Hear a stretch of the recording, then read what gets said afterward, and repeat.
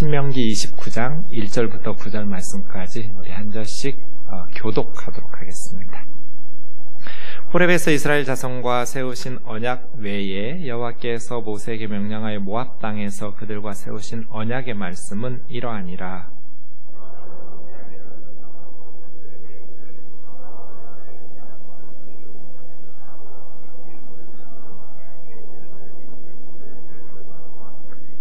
곧 그 큰 시험과 이적과 큰 기사를 내 눈으로 보았느니라.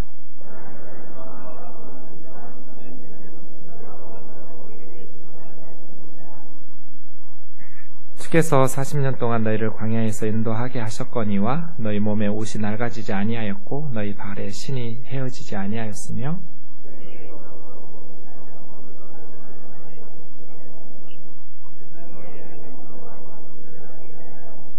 너희가 이곳에 올 때 헤스본 왕 시온과 바산 왕 옥이 우리와 싸우러 나왔으므로 우리가 그들을 치고 그 땅을 차지하여 같이요. 그런즉 너희는 이 언약의 말씀을 지켜 행하라. 그리하면 너희가 하는 모든 일이 형통하리라. 아멘. 신명기 7번째 시간입니다. 이제 다음 주면 신명기가 마무리가 될 겁니다. 신명기가 어떤 성경인지 오늘 본문 1절 말씀에서 아주 잘 설명하고 있습니다. 신명기란 이런 성경이다 하고 가르쳐 주는 것 같아요. 1절 같이 한번 읽어보겠습니다. 다시요.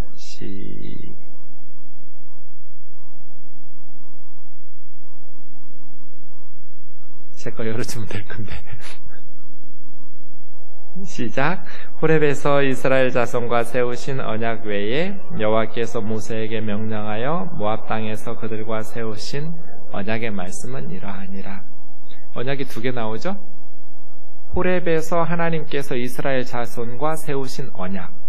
호렙이 어디예요? 신의 산을 호렙산이라고 그래요. 호렙, 신의 신의 산에서 하나님께서 이스라엘 백성들과 언약을 맺으신 게 하나의 언약이고 40년 광야 생활 끝나고 지금 요단강 앞 모압 땅에서 하나님께서 이스라엘 백성들에게 언약 40년 전의 언약을 갱신하고 있거든요. 그래서 신명기는 호렙에서 40년 전에 맺었던 호렙산 신의 산 언약을 광야 생활 40년 마무리하면서 이제 가나안 땅에 들어가야 돼. 사실은 호렙산에서 언약을 맺었던 대상은 출애굽 1세대예요. 애굽에서 나온 지 3개월째 되던 해, 출애굽 직후 그 해에 시내산에서 맺었으니까 출애굽 1세대들과 언약을 맺으셨다면 지금 모세를 통해서 40년 광야 생활을 마무리할 때 20살 이상은 여호수아와 갈렙 2사람을 제외하고는 다 죽었어요. 성인들은 다 광야 40년 동안에 죽었고 지금 모압 땅에서 언약을 갱신하면서 이스라엘 백성들과 하나님께서 맺으시는 그 대상은 출애굽 2세대들이죠. 이제 가나안 땅에 들어가야 돼. 요단강을 건너가야 될 2세대들을 향해서 주신 말씀이 신명기예요. 그래서 신명기 계속 거듭 말씀드리지만 신자가 거듭할 신, 반복할 신, 되풀이할 신자예요. 그래서 40년 전에 주셨던 신의 산 언약 그리고 율법을 되풀이하면서 설명하는데 출애굽기에서 주셨던 19장에서 24장이 신의 산 언약이거든요. 출애굽기 19장에서 24장의 말씀을 그대로 문자적으로 반복하면서 갱신하는 것이 아니라 굉장히 길어졌죠. 신명기 5장에서부터 26장까지 이제 가나안 땅에 들어가야 될 상황으로 환경이 바뀌잖아요. 출애굽기에서는 광야 생활이에요. 그런데 이제 신명기에서는 요단강 앞에 모압 땅에서 요단강 건너 들어가야 될 세대이기 때문에 가나안 땅을 대상으로 해서 그 땅에 들어갈 때 어떻게 40년 전에 주셨던 율법의 말씀을 새로운 상황에서 순종할 수 있는가. 하나님의 말씀을 성경적으로 순종한다, 성경적으로 신앙생활한다라는 것은 문자적으로 따른다는 게 아니에요. 이건 바리새주의예요. 문자적으로 따를 수가 없지요. 왜냐하면 시대적 상황과 문화가 달라지니까 말이에요. 중요한 것은 예수님께서 하신 것처럼 성경의 본 뜻을 정확하게 파악해서 새로운 상황에 적용하면서 순종하는 것이 중요한 것입니다. 하나님이 주신 말씀의 뜻을 정확히 파악해서 순종하는 것이 중요하지 문자적으로 그대로 따른다고 해서 성경적으로 신앙생활하는 건 아니에요. 이단들이 사용하는 게 문자주의예요. 신천지나 안상홍 증인의 하나님의 교회나 문자주의적인 성경 해석을 해요. 대개. 그리고 자기들 이로울 때는 또 마음대로 바꿔요.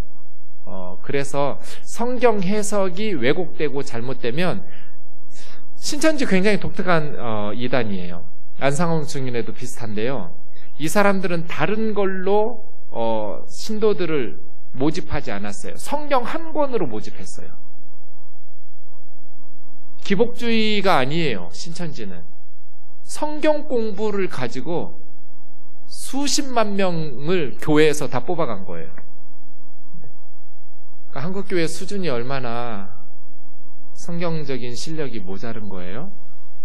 하나님의 말씀인 성경에 대해서 엄청나게 하나님 말씀이라고 1.1획도 틀림없는 하나님의 말씀이라고 강조해요. 맞아요. 잘 가르쳤어요. 그런데 성경의 뜻을 제대로 몰라요. 그러다 보니 대부분 교회 다니는 사람들이 이단으로 신천지와 안상홍 증인의 하나님의 교회로 대부분 교회 다녔던 사람들이 거기로 빠져들었어요. 성경 해석의 문제예요. 제가 신천지 이만희 교주의 주일 설교 원고를 몇 주 본 적이 있어요. 신천지에 빠졌던 청년부 리더 자매가 연결이 돼가지고 이렇게 아는 지인을 통해서 신천지에 대해서 약간 의구심이 생겼을 때 성경 공부 저하고 하기로 약속했는데 뭘로 할 거냐고 물어봐서 너희들 배우는 걸로 하자고 그랬어요. 그랬더니 리더니까 이만희 교주의 주일 설교 원고를 가지고 있더라고요. 매주. 그럼 그걸로 공부하자고 나랑 같이. 그래서 이만희 교주의 설교 원고를 매주 읽었어요. 정말 배꼽을 잡고 웃어요. 너무 무식해요. 성경 해석이 엉터리예요. 그런데도 수십만 명이 10만 명 이상이 열광적으로 지금 신천지에 빠져서 매주 저한테 메일을 보내요. 꼭 읽어보라고. 자기도 목사였는데 자기가 목회할 때는 정말 이런 진리의 복음을 몰랐었다고, 신천지에 와서야 비로소 알았다고. 그럼 제가 답장을 꼭 써줘요. 지금은 내 말해도 안 들을 테니까 이만희가 죽거들랑 반드시 나오라고 거기서. 왜냐하면 이만희 교주는 다른 교주하고 달라요. 육체적으로 영원히 산다고 가르쳤어요. 영생불사예요. 근데 지금 90이 다 됐어요. 언젠가 죽을 거 아니에요? 지금은 내가 말해도 안 나올 테니까 이만희가 죽으면 거기서 나와라 하고 메일을 보내줘요. 내용으로 쓰면 안 읽을 테니까 주소 칸에 그렇게 짧고 굵게 써줘요. 이만희 죽으면 나와라. 그러고 있어요. 그러니까 성경 말씀을 해석을 잘 해야죠. 원래 하나님께서 우리에게 주시고자 하신 말씀의 뜻 그대로 바르게. 문자주의적으로 해석하고 그것이 성경적이라고 말하는 이 이단들이 득세하고 있는 이 상황들이 매우 심각해요. 선교지도 그렇고 한국도 그래요. 모세는 40년 전에 주셨던 10계명의 내용도 달라져요. 자세히 비교해보면 출애굽기 20장의 10계명과 신명기 5장의 10계명은 달라요. 몇 군데가. 그러니까 문자적으로 그대로가 아니에요. 그런데 모세가 틀린 게 아니에요. 하나님께서 원래 그렇게 말씀하신 거예요. 그렇게 가르치신 뜻 그대로 새로운 상황에 맞춰서 가나안 땅에 들어가서 순종하면서 살아야 될 말씀으로 가르친 것이 신명기인데 모압과 세겜에서 다시 40년 전 언약을 갱신하면서 주신 거예요. 지도로 보시면 애굽에서 나와서 저 호렙산 시내산에서는 출애굽 직후 3월이 되던 때 40년 전에 언약을 맺었고 10계명 받았고 율법 받았고, 언약이라는 것은 이스라엘 백성과 하나님들 사이에 구체적인 관계를 형성하거든요. 그리고 광야 40년 끝나고 지금 모압에서 가나안 땅 입성을 앞두고 언약 갱신하고 있는 것이죠. 보통 언약하면 말로 한 약속 이런 뜻이지만 사실은 베리트라는 말은 말로 한 약속과 같은 그런 가벼운 약속이 아니고요. 피를 뿌려가면서 목숨 걸고 그냥 사랑하는 연인 관계가 아니라 결혼한 부부 관계예요. 혼인신고하고 결혼식하고 나면 법적이고 공식적인 관계가 형성되잖아요. 그게 언약이에요. 하나님과 이스라엘 백성들은 말로 그냥 내가 니네 하나님 할게 너 내 백성 해 이런 말로 하는 약속의 관계가 아니에요. 구체적으로 시내산에서 그리고 모압 세겜에서 서로 번제와 화목제를 드려가면서 하나님 편에서 번제단 주위에 피의 절반 생명을 상징하면서 이 언약을 깨뜨리면 내가 피 쏟고 죽는다고 피를 쏟아내시고요. 나머지 여러 양푼에 담았던 피의 절반은 이스라엘 백성들에게 뿌리면서 우리가 하나님과 약속하신 언약을 깨뜨리면 우리는 피 뿌리고 죽겠다고 피 쏟고 죽겠다고 생명을 걸고 하나님의 백성 되기로 약속한 거예요. 그게 언약이에요. 언약. 구약에 한 280번 정도 사용된 베리트라는 말은 함부로 사용하는 단어가 아니에요. 그렇게 이스라엘 백성들이 하나님의 백성 되기로 하나님은 이스라엘의 하나님이 되시기로 이스라엘의 하나님의 딸, 아들, 자녀 되기로 하나님께서는 이스라엘의 아버지 역할 해주시기로 이스라엘은 하나님의 자녀, 백성 되기로 하나님은 이스라엘의 왕 역할 해주시기로 언약을 맺으면서 생명을 걸고 그러려고 여러분 아무하고나 결혼 안 하죠? 제가 요즘 계속 신방하고 있는데 네, 부모님들 입장에서는 나이가 차고 넘어간 자녀들이 결혼 안 하고 있으면 굉장히 마음의 짐이 무겁죠. 네, 그래서 네, 농담 삼아서 딸들이 여행을 가는데 몇 박 며칠로 여행 가는데 어머니들이 이렇게 불안해서 뭘 불안해할 것 같아요, 자매 여러분? 여자들끼리 갈까봐. 예전에는 남자들하고 무슨 죄 지을까봐 걱정했는데 요즘은 여자들끼리 갈까봐 걱정한대요. 남자도 없이 뭐하러 몇 박 며칠 여행을 가냐. 물론 우리 그리스도인들은 그렇게 생각을 안 하죠. 그만큼 나이가 지난 그런데도 불구하고 망설이는 이유가 뭐예요? 정말 내가 저 사람을 남편으로 삼을 만큼 저 자매를 아내로 부부가 되어서 살 만큼의 확신이 없는 거잖아요. 언약, 내가 이 사람하고 평생 부부가 되겠다고 약속하고 확신 있고 그렇게 내가 어떤 희생을 다해도 사랑하겠노라고 맹세하고 그렇게 결혼하듯 하는 게 언약이에요. 하나님과 이스라엘 백성들은 그냥 오다 가다 만나서 헤어지는 그런 관계가 아니에요. 이게 두 번의 언약이 출애굽기에서 시내산 언약 그리고 신명기에서 모압 세겜 언약이 주어진 것이죠. 네. 훨씬 더 하나님과 이스라엘 백성들은 깊은 관계예요. 그리고 자녀들 버려진 아이들을 입양해서 호적의 입양은 내가 너희 아버지 역할 해주마 어머니 역할 해주마 너희는 내 아들 내 딸 이런 입양할 때 베리트를 사용해요. 혹은 국가 간에 동맹국을 형성할 때 베리트 형성하죠. 내가 너희 지켜주는 강대국이 되고 형님나라 되고 너희는 아우나라 되고 우리나라를 다른 나라가 공격하면 같이 목숨 걸고 피 흘리면서 싸우고 이런 걸 베리트라고 해요. 하나님과 이스라엘 백성들의 언약이 그러한 것이죠. 그렇게 하나님과 이스라엘 백성들이 언약을 맺으면서 신명기의 언약행신이 이루어지죠. 이것이 1절 말씀에서 이야기한 두 개의 언약이에요. 하나님과 이스라엘 백성들은 언약 관계였다. 부부관계, 부자, 부녀관계, 또 국가적 동맹관계라고 말할 수 있는 끊을래야 끊을 수 없는 그런 관계예요. 2절 말씀부터 보시면 본문 2절입니다. 네, 하나님과 이스라엘 백성들 사이에 언약을 언급하면서 이스라엘 모든 백성들을 소집했어요. 2절 같이 읽어보시죠. 본문 2절부터 3절까지 시작.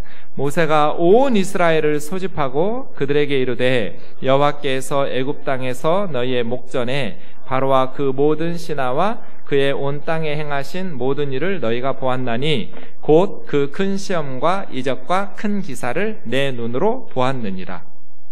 여기 좀 이상하지 않아요?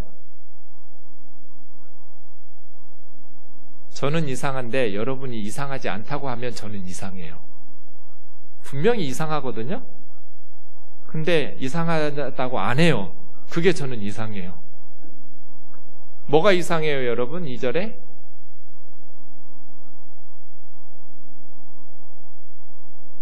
안 이상해요? 이상하잖아요. 모세가 온 이스라엘을 소집했어요. 어디서? 모압에서. 그죠? 지금 신명기는 모압에서예요. 그들에게 이르되 여호와께서 애굽 땅에서, 이건 언제예요? 40년 전에, 출애굽 전에 이집트에서 너희 눈 앞에서, 너희 목전에서, 어떤 분은 목전이라고 요 목인 줄 알아요? 눈목자예요? 너희 눈 앞에서, 그 말이에요. 눈으로 봤다는 거예요. 너희 눈 앞에서 바로와 그의 모든 신하와 이집트의 모든 땅에 행하신 모든 일을 너희가 보았나니. 보았어요? 이 사람들은 안 봤어요. 애굽에서 있었던 사람들, 보았던 사람들은 광야 40년 동안 대부분 죽었어요. 지금 모압에서 요단강 건너갈 2세대들은 애굽에서 무슨 일이 있었는지 본 적이 없는 사람들이에요. 그런데 20살 이하는 보았어요. 어릴 때. 이제 가데스 바네아에서 정탐꾼 사건이 있을 때 하나님께서 20살 이상의 책임 있는 어른들은 40년 광야에서 여호수아 갈렙 두 사람을 제외하고 다 죽는다 말씀하셨어요. 하지만 그 시점에 20살 이하의 어린아이들은 용서하셨어요. 가나안 땅에 들어가도록. 그 사람들이라면 애굽에서 어린 시절에 보았겠죠. 그러나 대부분 이 사람들은 광야에서 태어난 사람들, 그들은 본 적이 없어요. 10가지 재앙, 홍해바다 도하를 경험한 적이 없죠. 그런데 보았나니 그랬어요. 네, 본 사람들이 있었겠죠. 그러나 대부분은 보지 못했어요. 큰 시험과 이적과 큰 기사를 내 눈으로 보았느니라. 보았어요. 이스라엘 백성들이 하나님께서 하신 일들을 보고 듣고. 문제는 4절이에요. 4절 같이요. 시작. 그러나 깨닫는 마음과 보는 눈과 듣는 귀는 오늘 여호와께서 너희에게 주지. 이 말씀을 명심하세요. 깨닫는 마음, 보는 눈, 듣는 귀는 하나님께서 주시는 게 아니에요. 그럼 이거 어떻게 해야 돼요? 스스로 습득하는 거예요. 왜 광야에서 이스라엘 조상들이 다 죽었어요? 왜 애굽에서 그 엄청난 기적을 보았는데, 홍해바다를 건너오시는 하나님의 능력을 경험했는데, 그걸 보았는데 왜 광야에서 다 죽었어요? 가나안 땅에 들어가자고 말하니까 못 들어간다고, 우리는 메뚜기 같아서, 가면 우리는 죽는다고. 보고도 깨닫는 마음, 보는 눈, 듣는 귀가 없었기 때문이에요. 육신의 눈으로는 봤는데, 육신의 귀로는 들었는데 깨닫지를 못해서 광야에서 다 죽은 거예요. 지금 이 사람들의 부모, 형제, 그 앞선 세대는 하나님의 기적과 이사를 봤어요. 경험했어요. 그런데도 광야에서 죽었어요. 왜? 깨닫는 마음이 없었어요.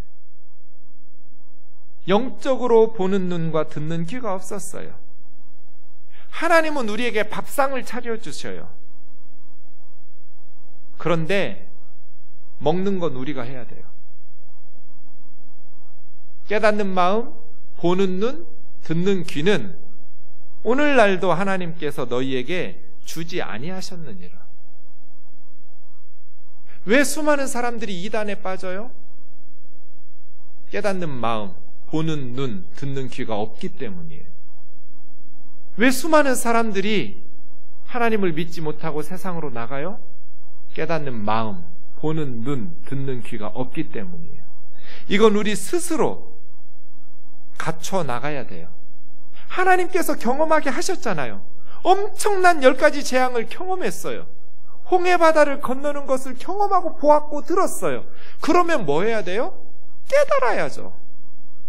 그 하나님께서 우리와 함께 하시면 이집트에 비해서 가나안 7족속은 나라도 아니에요. 당시 이집트는 세계 최강대국이에요. 하나님께서 미국, 중국, 러시아, 일본 이런 나라를 이기게 하는 경험을 하게 하셨다고 해보세요. 그런데 조그만 나라들, 그 대국들에 비하면 나라라고도 할 수도 없는 아주 아프리카나 아시아나 그런데 조그만 나라들, 인구도 몇 안 되고 무기도 변변치 않은, 그러나 우리보다는 강한 그런 나라를 칠한 거하고 똑같잖아요. 그럼 당연히 깨닫는 마음 무슨 생각해야 돼요? 가자. 여호수아 갈렙 니들 말이 맞아. 우리가 어떤 무기를 가지고 이집트를 이기고 나왔냐? 우리가 언제 군사력으로 이겼느냐? 하나님께서 우리와 함께 하셔서 애굽의 바로의 600승 철병거를 홍해바다에 수장시키시고 그 강력한 군대들을 다 무찌르시면서 아마 홍해바다 사건이 없었으면 바로는 분명히 배 띄워서 광야에 있는 이스라엘 백성들 공격했을지 몰라요. 아예 그냥 엄두도 나지 못하도록 홍해바다에 다 멸절시키시는, 몰살시키시는 기적으로 하나님의 백성들을 뒤쫓아올 꿈도 꾸지 못하게 하시는 것들을 경험했잖아요. 그러면 가나안의 7 족속들에 비록 자기들은 변변한 무기도 없고 훈련된 군사도 없지만 노예로 종으로 살다가 나왔지만 이스라엘 백성들은 무엇을 깨달아야 돼요? 무엇을 보고 무엇을 들어야 돼요? 당연히 하나님께서 우리와 함께 하시니 그들은 우리의 밥이다. 하나님께서 우리에게 약속하신 그 땅을 향해서 나아가자. 그래야 정상 아니에요? 그런데 깨닫는 마음이 없었어요. 하나님의 시험, 이적, 기사 경험했어요. 보았어요. 깨닫지를 못했어요. 지금도 마찬가지라고 하는 거예요. 우리는 이스라엘 백성들을 비웃을 자격이 있는가? 하나님께서 끊임없이 더 큰 기적으로 예수 그리스도의 부활을, 예수 그리스도의 복음의 은혜 안에서 성령의 역사를 경험하고 체험하고 밥상을 차려주셨는데도 먹는 건 우리가 해야죠.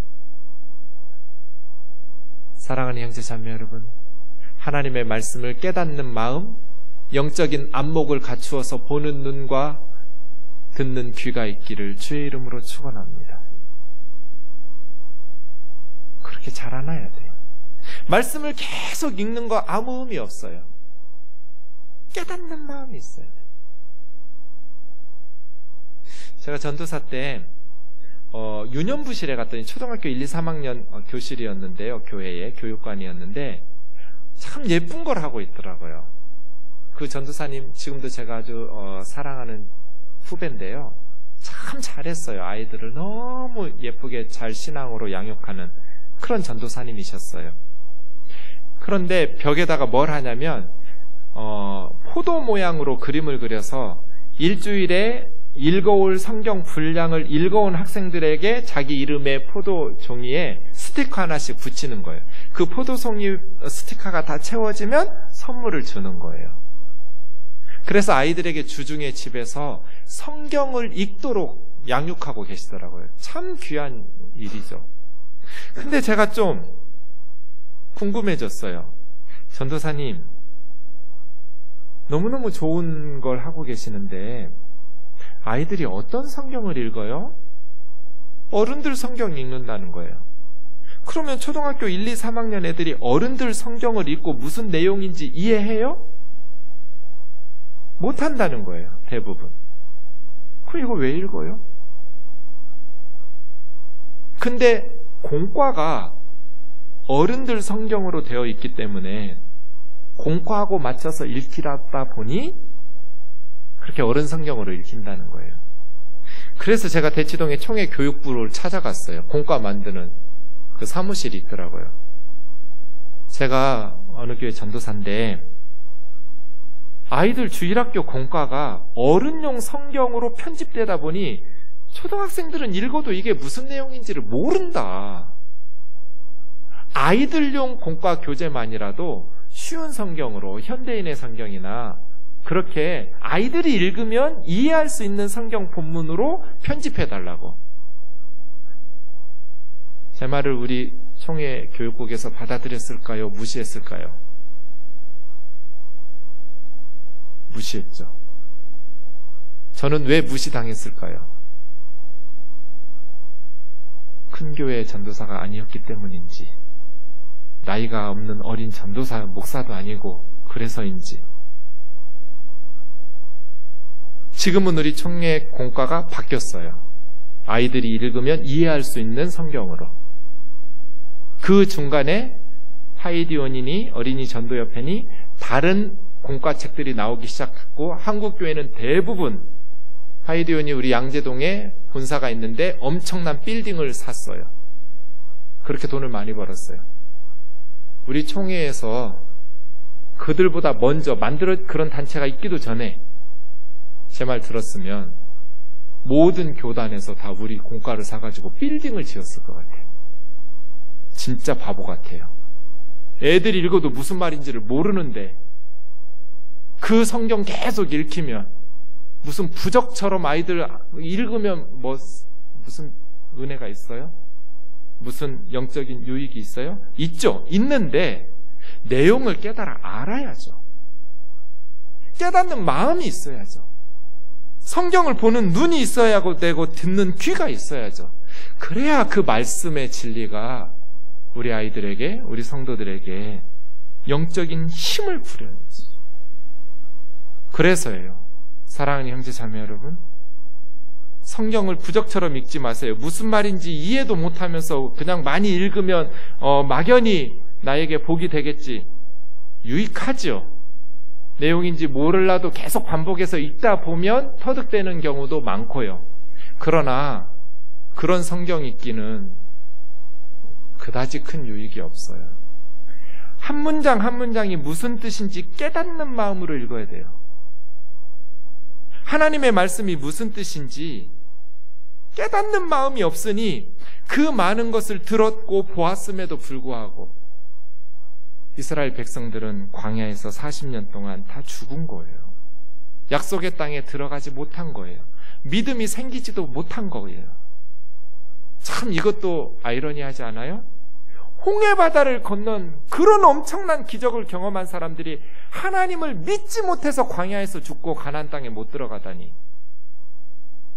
우리 생각에는 그런 엄청난 하나님을 체험하고 진짜 장자들이 다 죽어 나자빠질 때 고센 땅에 있는 이스라엘 백성들은 아무도 죽지 않고 살아남고 죽음의 사자가 넘어가고, 다른 지역 다 깜깜할 때 고센 땅만 밝은 대낮이고, 이러한 재앙들을 경험했다면 정말 하나님을 신뢰할 것 같은데 깨닫는 마음이 없었어요. 보는 눈이 없었고 듣는 귀가 없었어요. 열심히 신앙생활 한다고 하는데 영적으로 성숙하지 못해요. 히브리서 5장 말씀 좀 같이 봅시다. 12절부터 14절인데요. 때가 오래되었으므로, 무슨 때가 오래됐다는 거예요? 예수님 믿은 지가 오래됐다는 뜻이에요. 너희가 예수님 믿고 신앙생활 시작한 지 오래돼서 마땅히 선생이 되어 다른 사람을 가르칠 때가 됐는데 아직도 말씀의 초보를 누구에게 배워야 할 만큼 영적으로 미성숙하고 어리석으니 젖이나 먹고 탄단한 음식은 먹지 못하는 갓난아이 같다. 영적인 갓난아이 말이에요. 예수님 믿은 때가 오래됐어요. 그럼 이제 말씀으로 다른 사람들을 가르칠 수 있는 선생이 돼야 하잖아요. 안 된 거예요. 뭐가 문제일까요? 13절이요. 젖을 먹는 자는 영적인 어린아이죠? 의의 말씀을 경험하지 못했어요. 그럼요, 단단한 음식은 장성한 어른들의 양식이에요. 이 사람들의 특징이 뭐예요? 기도 열심히 하거나 예배 열심히 드리는 게 아니에요. 지각을 사용함으로 연단을 받아 선악을 분별할 줄 아는 사람들을 장성하다고 그랬어요. 그러니까 기도 열심히 해서 예배 열심히 드려서 단순히 기도 열심히 하고 예배 열심히 듣고 설교 많이 들으면 장성한 게 아니에요. 깨닫는 마음이 있어야 돼요. 지각을 사용함으로 선악을 분별할 수 있는 영적인 분별력이 있어야 돼요. 이 사람들이 영적으로 성숙한 사람들이에요. 신앙생활 오래 한 사람들, 모든 교회 모임과 봉사에 열심인 사람들, 그러면서도 젖 먹는 사람들이 많아요. 영적으로 미성숙한 사람들이 많아요. 오늘 칼럼에 썼지만 전에 섬겼던 우리 목사님 진짜 좋은 목사님이에요. 저는 너무너무 많이 배운, 그리고 우리 교단에서 선교를 제일 많이 하는 교회예요. 교인 수에 비해서. 우리 생동교회보다 훨씬 좋은 교회는 틀림없어요.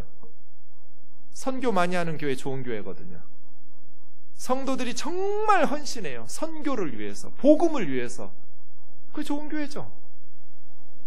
건물은 낡았지만 정말 많은 선교사님들을 파송하고 10가정 이상을 파송했어요. 성도들 꿈이 선교사 한 가정 파송하는 게 개인 성도들의 기도 제목이에요. 그런 가정들이 많았어요. 선교사를 자기 집에서 파송하려면 최소 매달 100만 원 이상씩 선교헌금 해야 돼요. 그런 꿈으로 가득 찬 목회를 하셨어요. 얼마나 훌륭하신 목사님이에요. IMF가 갑자기 터졌어요. 그런데 갑자기 목사님 차가 바뀌었어요. 그래서 제가 청년부 담당 전도사였는데 계속 청년들한테 시달렸어요. 왜 이렇게 어려운데? IMF는 그때 처음 겪는 것이어서 교회마다 힘들었어요. 특히 선교하는 그 교회는 정말 힘들었어요. 왜냐하면 800원대의 달러가 2,000원이 넘어갔으니까 선교지마다 아우성이었어요. 이런 건 우리 국가적으로도 처음 경험했잖아요. 그런데 갑자기 몇천만 원짜리 차를 왜 바꾸냐? 차가 낡았으면 바꿔야죠. 꼭 바꾸셔야 될 상황이면 당연히 바꾸셔야죠. 그런데 목사님 차는 그런 차가 아니에요. 쌩쌩하게 잘 달리는, 맨날 내 차 좋다고 자랑하셨던, 참 이 차 잘 나온 차라고, 잘 달린다고. 그런 몇 년 되지 않은 차를 왜 바꾸냐고요. 얼마 있다 제가 교회를 사임하게 됐어요. 재정장로님이 밥을 사주셨어요. 서운하다고. 같이 식당에 둘이 앉아서 제가 식사하다가 궁금해서 여쭸어요. 근데 장로님, 재정장로님이시니까 갑자기 교회 차는 목사님 차는 왜 바꾸셨어요? 청년들이 저한테 질문하면 저는 목사님을 보호해드리려고, 그래야 목사님 설교 듣고 은혜 받아서 신앙생활 잘할 거잖아요. 어떻게든지 목사님을 보호해드리는 게 저의 부교역자의 역할이라고 생각해서 지금까지 그래왔는데, 이 차에 대해서는 제가 어떻게 변명을 해드릴 수가 없다고. 몰라 임마, 그렇게밖에 대답 못했다고. 너무 많이 시달렸고 많은 청년들이 교회를 떠났어요. 그 사건에 실망해서. 장로님 그러시는 거예요. 한숨을 푹 쉬시면서. 어느 날 주일 오후 예배를 드리고 당회실에 왔는데 먼저 예배 끝나고 내려오신 장로님들이 이렇게 어려울수록 주의 종을 잘 섬겨야 하나님이 복을 주십니다. 그러니 우리 목사님 차를 바꿔드립시다. 그랬다는 거예요. 그래서 재정장로님이시니까 지금 교회 재정 상황이 그럴 때가 아닌데 나만 목사님 사랑하지 않는 것 같고 나만 믿음이 없는 것 같아서 아무 말도 못하고 그럽시다 하고 바꿔드린 거예요. 제가 너무 화가 나는 거예요. 그렇게 아끼던 제자들이 교회를 떠나고 신앙을 포기하고 시험에 들고 성도들이 힘들어하는데 어쩌면 장로님들이 그럴 수가 있어요. 장로님 당장 재정장로 그만하셔야 된다고. 자격이 없으시다고. 성도들이 얼마나 시험에 들고 청년들이 얼마나 많이 교회를 떠나면서 힘들어하는 줄 아느냐고. 정말 교회 돈 아껴 써가지고 그 몇천만 원 들 돈에 선교지를 돌아보든지, 지금 당장의 교우들 가정이 아수라장인데 정말 교우 가정들을 돌아봐야 될 돈 아니냐고 막 쏟아내고 있는데 아차 싶더라고요. 저희 아버지보다도 나이가 많으셨는데. 근데 장로님이 감사하게도 전도사님 말이 맞다고. 오후 스케줄이 어떻게 되냐고. 그건 왜 물으시는지 모르겠지만 아무 일도 없다고 그랬더니 나랑 같이 목욕탕 가자고. 그래가지고 장로님하고 둘이 목욕탕에 가서 목욕하면서 교회 걱정했던 기억이 생생하네요. 그 장로님들 정말 좋은 분들이에요. 그 교회 허접한 교회 아니에요. 우리나라에서 실력 쟁쟁하신 목사님 밑에서 20여 년 가까이 말씀 훈련 받은 분이에요. 그분들, 그 전에 목회하셨던 그 목사님은 신학교 총장이에요. 굉장히 말씀에 유능하고 말씀을 탁월하게 잘 가르치신 분이에요. 훌륭하신 분이에요. 그 밑에서 수십 년을 배우고 정말 선교 열심히 하는 교회 공동체를 만들면서 그렇게 열심히 주님 기뻐하실 일이라면 집안일 제껴놓고 교회 일부터 챙겨가는 정말 헌신적인 좋은 장로님들이에요. 그런데도 깨닫는 마음이 없어요. 선악을 분별할 줄 몰라요. IMF 와서 교회가 어려워지니 주의 종 차 바꿔주면 하나님께서 복 주셔가지고 우리 교회 성도들은 물질적인 어려움에서 벗어나요? 그게 성경적이에요?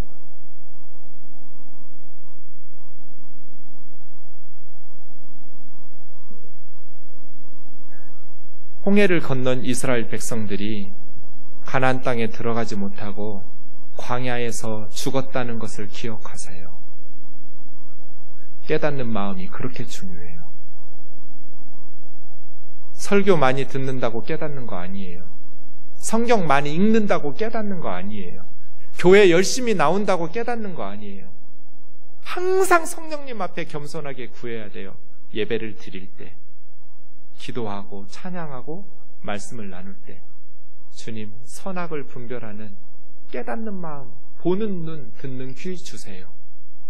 그래서 선악을 분별하면서 하나님께서 기뻐하시는 말씀의 사람들이 되기를 주의 이름으로 축원합니다. 하나님의 말씀으로 우리 생동교회가 건강하게 세워지기를 원합니다. 깨닫는 마음이 필요합니다. 깨닫는 마음. 너무나 어려요. 초보는 운전도 위험하지만 신앙생활도 위험해요. 초보적인 신앙, 선악을 분별할 줄 모르니까 이단들한테 다 뺏기는 거잖아요.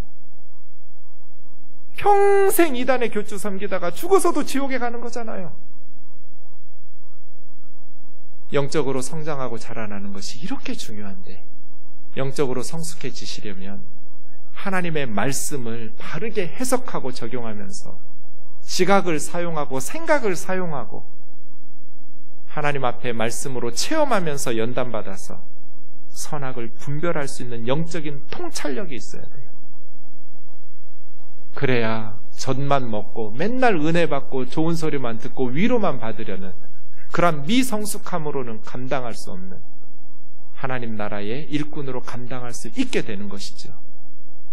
그러한 성숙한 그리스도인들 되기를 원합니다. 5절도 보십시오. 하나님께서 돌보셨어요. 끊임없이 공급하셨어요. 40년 광야 동안 옷이 낡아지지 않았어요. 신발이 헤어지지 않았어요. 떡을 먹을 필요가 없었어요. 농사 지을 필요 없어요. 포도주와 독주를 마실 필요도 없었어요. 하나님이 그렇게 하지 않으셨어요. 하나님께서 직접 만나와 매출하게 주셨어요. 반석에서 물 주셨어요. 이런 걸 뭐라고 그래요? 천연 안반수라고 그래요. 광야에서 그런 거 먹었어요. 고급지게. 농사 지어서 40년 동안 살 수 있는 상황이 아니에요. 사막에서 어떻게 농사 짓고 포도나무 심어요. 그런데 하나님께서 먹이시고 입히시고 옷이 낡아지지 아니하고 신발이 헤어지지 아니하고 주님은 너희 하나님 여호와이신 줄 깨닫게 하려고 40년 동안 깨달았어요. 하나님의 능력을 날마다 체험했어요. 그러니 어쩌라는 거예요? 7절 하나 더. 헤스본 왕 시온 바산 왕 오기 가나안을 향한 발걸음을 막았어요. 그때 하나님께서 무찌르게 하셔서 르우벤 지파, 갓 지파, 므낫세 2분의 1 지파, 반 지파에게 기업으로 주게 하셨어요. 기억하라는 거예요. 기억하라. 결론 9절이에요. 이걸 위해서 기억하는 거예요. 시작. 그런즉 너희는 이 언약의 말씀을 지켜 행하라. 그래야면 너희가 하는 모든 일이 형통하리라. 이 언약의 말씀, 하나님이 주신 이 신명기의 말씀을 지켜 행하라. 그래야면 너희가 하는 모든 일이 형통하리라. 이 형통한다는 사카리라는 단어는 아주 관심 있게 바라본다는 거예요. 하나님께서 너희 행하는 모든 일을 관심 있게 지켜보고 그러니 형통할 수밖에 없겠죠. 신중히 하나님께서 돌보신다는 뜻이에요. 사랑하는 형제자매 여러분, 하나님께서 우리에게 주신 언약 백성이 지켜야 될 이 언약의 말씀을 잘 지켜 행함으로 우리 행하는 모든 일이 형통한 그 은혜가 있기를 주의 이름으로 축원합니다. 말씀을 정리합시다. 신명기는 두 개의 언약, 그 중에서 40년 전 호렙산의 언약을 갱신하는 성경입니다. 이 언약의 갱신은 과거 이스라엘 백성들 40년 전에만 필요한 것이 아니라 모든 세대에게 항상 주님 다시 오실 그날까지 갱신되어야 돼요. 그래서 우리는 언약 백성이에요. 언약 백성.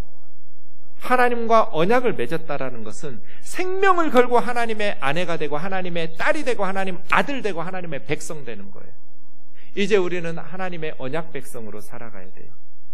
하나님은 우리를 오다 가다 만나는 사이로 원치 않으셨어요. 어쩌다 한 번씩 전화해서 안부 묻는 그런 사이가 되기를 원치 않으셨어요. 가끔 한 번씩 만나서 차 마시는 관계를 원치 않으셨어요. 우리와 결혼하는 우리의 아버지 노릇 해주시기를, 우리의 남편 노릇 해주시기를, 우리의 왕 노릇을 해주시기를 원하시는 정말 깊고도 깊은 관계를 원하셨어요. 그 언약이 예수 그리스도의 십자가의 복음을 통해서 우리에게 새 언약으로 주어져서 이제는 누구든지 예수님을 믿는 자마다 하나님의 자녀, 하나님의 백성이 되었어요. 언약 백성. 지난 주일에 우리 청년들 함께 갔던 양화진 외국인 선교사 묘역은 이 헤론 선교사 때문에 시작된 묘지예요. 외국인들이 묻혀 있어요. 선교사 외에도. 그러나 그곳에 90명의 선교사와 55명의 선교사 가족, 총 145명의 선교사와 선교사 가족이 묻혀 있어요. 여기에 처음 묻히신 분이 저 헤론 선교사님이에요. 헤론 선교사님 미국의 테네시 의과대학 수석 졸업자예요. 그냥 수석 졸업 아니에요.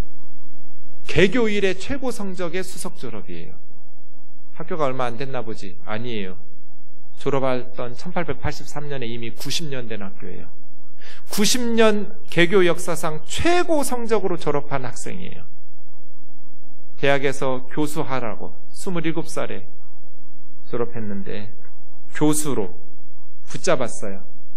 그런데 헤론 선교사는 조선의 선교사로 가려고 졸업한 그 이듬해에 1884년에 결혼 직후에 아내를 데리고 조선으로 왔어요. 몇 달 걸쳐서 배 타고 일본에 도착했어. 일본에 한 몇 달 있다가 조선으로 건너왔는데 그때 조선 사람 살 곳이 아니에요. 1885년 6월 21일에 왔어요. 언더우드와 아펜젤러가 1885년 4월 5일에 왔어요. 2달 좀 더 지난 후에 헤론이 온 거예요. 같은 해. 이 헤론 선교사가 지금 세브란스 병원이 된 제중원의 2대 원장이에요. 1대 원장은 알렌이에요. 알렌 선교사가 미국 공사로 가니까 그 제중원 병원을 담당해서 맡는 원장이 되었어요. 당시에 조선 땅에 환자가 너무 많고 전염병도 너무 많아요.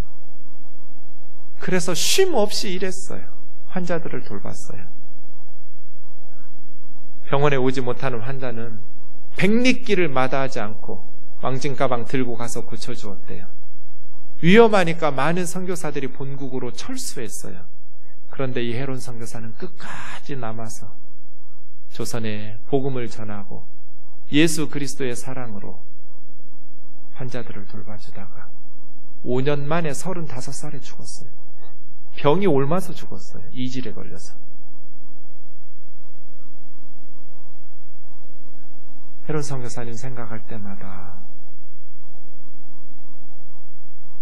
도대체 무엇이 저 실력 있고 젊은 청년 선교사를 그의 인생을 조선 땅에 바치도록 했을까? 저 사람도 예수님 믿고 나도 똑같이 예수님 믿는데 도대체 예수님을 얼마나 사랑하셨으면 자기 생명을 돌보지 않고 예수 그리스도의 복음을 위해서 순교해가면서 그렇게 복음을 전했습니다. 우리는 하나님의 백성, 하나님께서 그의 아들 예수 그리스도를 아낌없이 십자가에 내어주셔서 우리가 언약을 지키지 못하여 죽을 수밖에 없을 때 피 쏟고 죽어야 될 우리 대신해서 십자가에서 피 쏟고 죽으신, 벌거벗고 수치스럽게 십자가에 달려 우리의 죄값을 감당하신 예수 그리스도의 그 사랑 때문에 헤론 선교사처럼 복음을 위해서 선교하다가 순교했다면 우리는 교회를 어떻게 섬겨야 될까? 또한 우리 교회는 이 사회를 어떻게 섬겨야 될까? 온 열방을 어떻게 섬겨야 될까? 우리가 예수님을 믿게 하기 위해서 수많은 선교사들이 희생당해서 묻혔음을 우리가 지난주에 보고 왔어요. 여러분 지금 무엇을 위해서 살고 계시나요? 저와 여러분은 하나님의 언약 백성이라고, 하나님께서 눈에 넣어도 아프지 않을 하나님의 자녀로 삼으셔서 그의 아들을 아낌없이 내어주셨다고 말씀하시는 그 하나님의 언약 백성으로서 정말 이 복음을 깨닫는 마음으로 보는 눈, 듣는 귀로 영적인 안목과 통찰력을 가지고 우리의 신앙생활을 하고 있는지 다시 한번 한 주간 성찰하면서 예수님께서 소중히 여기셔서 우리를 살려놓으신 이 인생을 값지게 살아갈 수 있기를, 우리 중 어떤 한 사람도 우리의 삶을 무가치하게 여겨서 대충 살지 않고, 비록 세상 사람들은 주목하지 않는 별 볼 일 없는 서민의 삶이라 할지라도 예수님께서 우리를 위해서 십자가에 죽으셨다라는 것을 기억하고, 수많은 선교사님들이 우리를 위해서 복음을 전하다가 이 땅에서 순교당했다라는 것을 기억하면서 우리도 복음을 위해서 값지게 살아가는 언약 백성으로서 언약의 말씀을 지켜가면서 살아가고 복음을 위해서 희생하고 헌신하는 저와 여러분 되기를 주의 이름으로 축원합니다.